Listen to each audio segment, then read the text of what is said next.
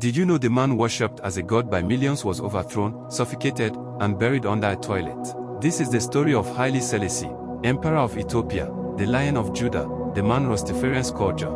For decades, Selassie stood as a symbol of African independence. While much of the continent was carved up by colonial powers, Ethiopia stood free. Selassie was hailed as a modernizer, a reformer, even a divine figure. In Jamaica, Rastafarians believed he was the returned Messiah, the living God on earth. But inside Ethiopia, the story was more complicated. His modernization favored elites while millions of peasants lived in poverty. Famine struck the land, yet the palace continued with feast and luxury. By the early 1970s, Ethiopia was boiling. Students, soldiers, and workers were restless.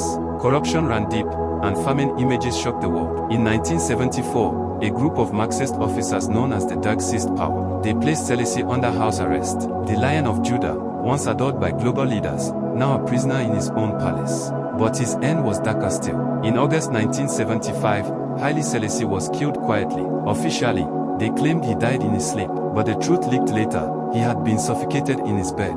His body buried secretly under a palace bathroom, his grave marked by a toilet. For Rastafarians across the world, the news was devastating. Their living God gone, not in glory, but in silence. For Ethiopians, it was the fall of an emperor, the end of centuries of monarchy, replaced by a brutal military regime that ruled with fear. Haile Selassie's story is a paradox.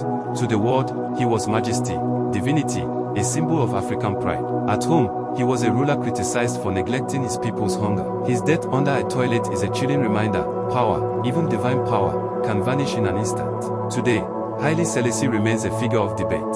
To some, a liberator and icon. To others, a failed leader. But his fall is a lesson carved in history. Even the Lion of Judah could be caged, silenced, and buried in the shadows.